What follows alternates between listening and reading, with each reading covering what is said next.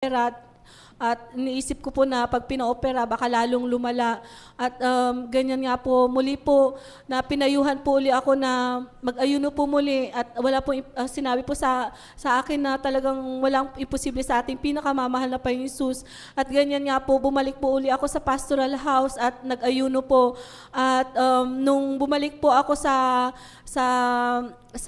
Makati Med nung time na yon at nagpa-mammogram po ako.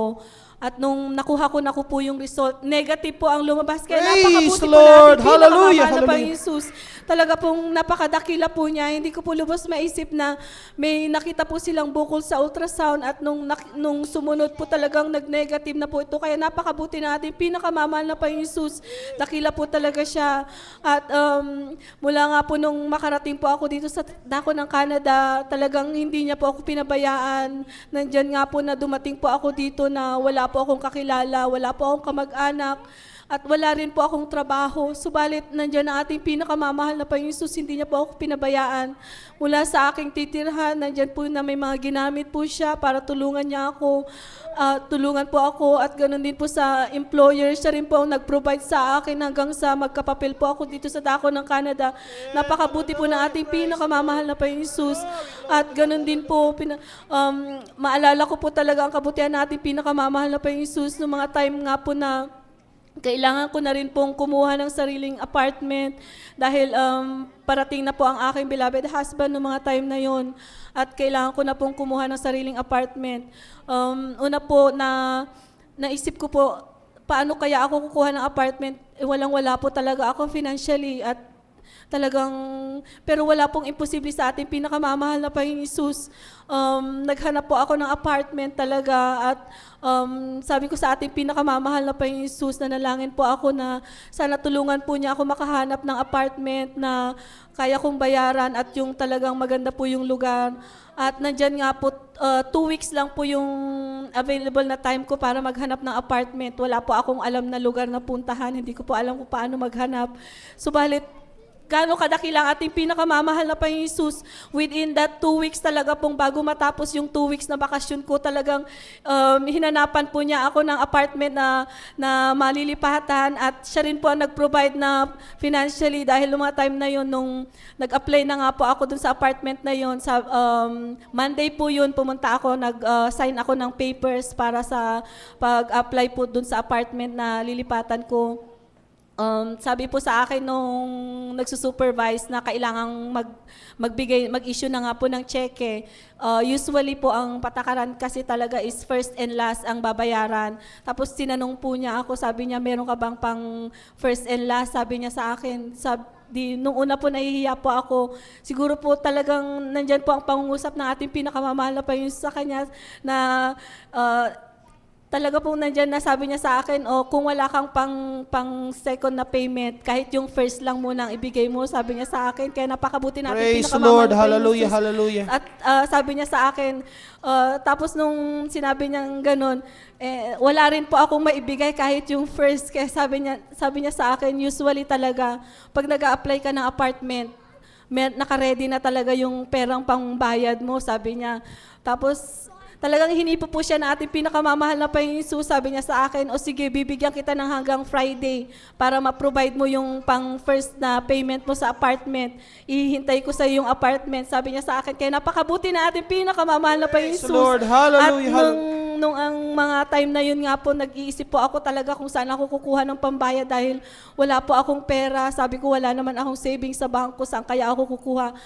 Bilang tao po talaga, unang-unang pumasok sa aking isipan ng mga time na yun na mangutang po. At nag-try nga po akong lumapit sa aking mga kakilala na humiram. Subalit, wala po akong mahiram. At nandyan po ang pinaisip sa akin ng ating pinakamamahal na Panginoong Hesus. Bakit nga ba ako manghihiram? Nandyan na malapit na nga po akong sumahod ng Wednesday. Kaya, sabi ko nga sa aking isipan. Subalit nung kwinenta ko nga po yung aking sasahurin, kulang pa po talaga ito na pang down ko sa apartment. Kaya grabe po talaga na pero nagtiwala po ako sa ating pinakamamahal na Panginoon Jesus. Doon po talaga na nag-release po ako ng faith sa ating pinakamamahal na Panginoon Jesus. Sabi ko, wala imposible sa ating pinakamamahal na Panginoon Jesus na kung siya ang nag-provide, na siya ang naghanap ng apartment na malilipatan ko, alam kong siya rin po mag-provide ng ibabayad ko dito. Kaya nga po nung sumahod po ako, kulang po pa rin yung pera ko. At nung bago po dumating talaga yung Friday na magbabayad na po ako ng aking apartment, nandyan po ang pag-provide talaga ng ating pinakamamahal Praise na the Lord. Jesus. Hallelujah, Just in hallelujah. time po talaga na may dumating na pera po galing sa government. Kaya napakabuti ng ating pinakamamahal na Panginoon Jesus. Talaga pong dakila po siya sa ating, sa bawat sa atin. Bagamat nandyan po talaga na nagkukulang po tayo, hindi po tayo pinapabayaan ng ating pinakamamahal na Panginoon Jesus. At minsan nga po nagugulat po ako talaga na bagamat hindi man po talaga kalakihan aking sinasahod, nandyan na palaging just in time po talaga po siyang mag-provide sa mga bayarin ko sa aking bills at nababayaran ko po ito. Kaya napakabuti na ating pinakamamahal na Panginoon Jesus. Praise the Lord. At Hallelujah. kaya ang lahat ng papuri at pasasalamat ay tanging sa ating pinakamamahal na Panginoon Jesus po lamang. Amen. Praise the Lord. Hallelujah. Palakpakan po natin ang ating mahal na Panginoon. Hallelujah. God bless you po, beloved Sister Jen Nicandro, sa kanya po mga pinagpalad, mga buhay na pato. So atin pong napakinggan mga minamahal kung paano mabuti ang Diyos sa kanya pong buhay mga minamahal. Hallelujah. Na hindi po siya pinabayaan ng ating mahal na Panginoon Kristo. Amen. Praise the Lord. Sa kanya pong kagipitan mga minamahal ay ang Diyos po ang nagpo-provide ng tama. Hallelujah. Panahon at tamang oras. Amen. Praise the Lord. Hallelujah sa kanyang buhay. Purihin po ang ating dakilang Diyos. Kaya nga po, mami na mahal, ang sabi ni David, mami na mahal, ito po ang naranasan ni David. Sabi ng ating beloved David, I have been young and now I am old. Yet have not I seen the righteous forsaken, nor his seed begging bread. He is ever merciful and lendeth, and his seed is blessed. Palakpakan po natin ang ating pinakamamahal na Panginoong Hesukristo. Amen. Praise the Lord. Kaya mga minamahal, praise the Lord. Hallelujah. Napakabuti ating dakilang Diyos dahil hindi po kailanman mga minamahal kalugihan ang maglingkod sa ating bumabait at mapagpalang Diyos. Purihin po ang ating mahal na Panginoong Hesukristo. At sa oras nito mga minamahal, tayo po tumayo mga minamahal, panamdalian, at tayo po mga minamahal ay makisa sa mga awiting papuri. Handog po ng ating pong beloved Children's Choir. Praise the Lord, praise the Lord. Let us please welcome the beloved JMCM Children's Choir sa kanilang dalawang papuring awitin para po sa ating pinakamamahal na Panginoong Kristo. Amen. Praise the Lord. Praise the Lord, everyone! Praise the Lord. John 11, 35, Jesus wept. Ephesians 5:19, speaking to yourselves in psalms and hymns and spiritual songs, singing and making melody in your heart to the Lord.